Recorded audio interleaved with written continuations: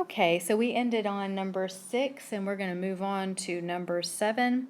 Here we're just going to classify again, and this time you'll notice that the side lengths are mentioned. So we're going to use our options we learned on as far as classifying side lengths, which were equilateral, isosceles, or scalene. So it's going to be real important that you understand the distinction between classifying by angle measure or classifying by side length, because when we have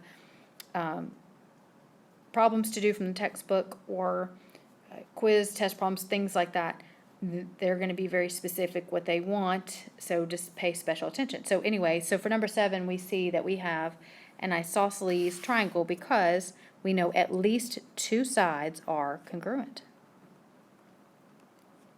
And I just want to also welcome you to consistently work ahead of me and pause and just see if you can get the same answers. You will really solidify this material if you will try to work ahead of me and guess what the answer is before I say it. So please pause and restart after each problem. Okay, number 8. We see we have 3 sides, none of them are the same, and if you look back at our notes page, that means it's called a scalene.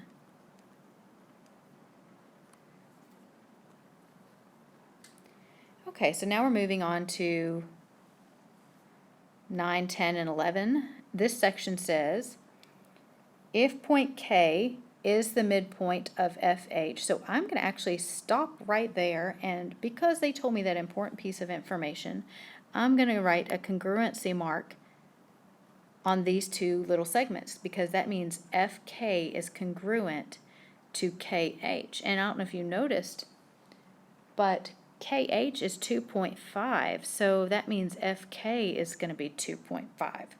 Don't know if I'll need that piece of information right away, but I just thought some things I need to point out while I'm going through the instructions. Next it says classify each triangle in the figure at the right as equilateral, isosceles, or scalene. So again, they're classifying by sides. So let's look at FGH. So FGH, if you'll notice, is an isosceles at least, because you'll notice that the side FG is 5, the side GH is also 5, okay? And then also, based on that little piece of information I just shared with you a minute ago about K being the midpoint of FH, we now know that FH is also 5, because if you add 2.5 and 2.5 together, that's 5. So our answer for number 9 is going to be equilateral, because all the sides are 5.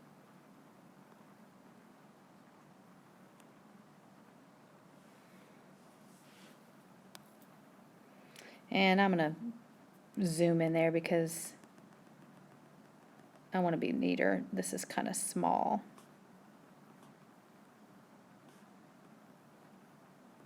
Okay, let's move on down to triangle GJL.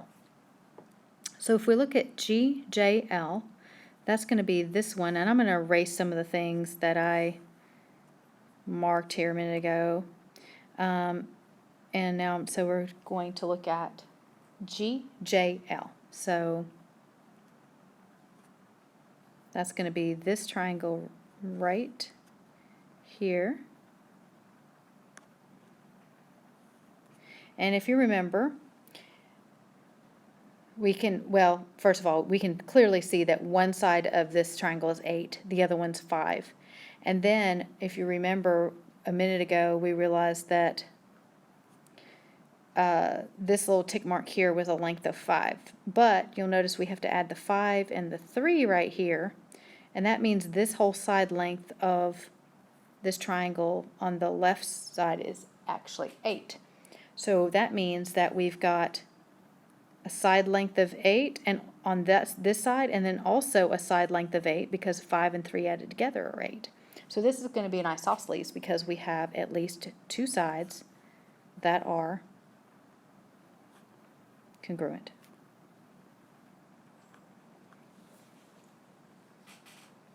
And then the last triangle we're going to look at is FHL. And I'm going to erase all this extraneous stuff we don't need. So let's find FHL.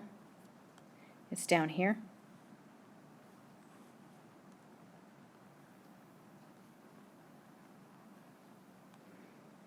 All right, so we learned earlier that from F to K, it's 2.5. So that means this whole side adds up to 5. And so that means we have a triangle that has a side length of 5, 3, and 7. So we learned earlier that's going to be called a scalene. All right, now we're going to move on to 12 and 13. This is going to involve a little bit of algebra. And they want us to find x according to the instructions. It says find x and the measures of the unknown sides of each triangle. So we've got a couple things we're going to have to do. We're going to have to find x, and then once we find x, we can find our missing sides. Now, if you look at 12 a little bit, you'll notice that it's an isosceles triangle. So once we find one side of the triangle, we'll be able to find the other, okay? And so another key thing is we know that LN, that segment of the triangle, is congruent to the segment NM specifically. And if you remember, I always like to come up with an equation first, and then we're going to substitute what we know about those sides. Well, we know LN is equal to 3x minus 4. And we know NM is equal to 2x plus 7. So we're simply going to just substitute. And now we're just going to solve. Okay? So we're going to subtract 2x on each side. And then we're going to add 4 to each side, and we're going to get x equals 11. Okay, so I'm not going to do the algebra part of that. You should be able to do that. But if not, please ask for help on that from a friend or teacher. Okay, so then all we have to do is figure out one of the side lengths, and then we've got both because LN equals NM. So I'm just going to find LN first. So we know LN equals 3x minus 4. So all we need to do is substitute the 11 in for x, and then multiply that times 3, and subtract 4 from that, and we're going to find that LN is 29. And there's no math necessary to find MN because they're congruent. So I'm just going to say LN and MN are both 29. Okay? All right, 13, similar scenario. This one is really not really any different than the one we just did because it is an isosceles triangle, but also it's an equilateral. But it doesn't matter what, we know this is true. Let me just say this. We know QR is equal to RS, which is equal to QS. So we can pick any two combinations, okay? It doesn't matter which two segments we put together, we can solve for x. So I'm just going to pick something that looks simple to me. Well, I think QR looks simple because it's equal to 5x. And then I'm going to set it equal to QS just because I can. I could set it equal to RS. It just doesn't matter because they're all the same length. So that means all the expressions are equal to each other. And so I'm just going to pick the 3x plus 10 just because it doesn't have any minus signs in it, and addition just seems easier. So anyway, we're just going to solve. And we're going to find that 2x equals 10, so x equals 5. And then we're going to do like we did before. We just need to plug it into one of the expressions, not all three, because once you find one side, you've got all of them, okay? So again, since QR is equal to 5x and it's the simplest expression of all of them, I'm just going to use it. And so I'm going to substitute for x 5, and we're going to get, and that will tell us that all our sides are equal to 25. And if you aren't sure if your math was right to begin with, just plug it in. If you plug in 5 into 6x minus 5, guess what? You're going to get 25. Because when you plug 5 in for x, you're going to get 6 times 5 is 30. Subtract 5 from that, you get 25 there too.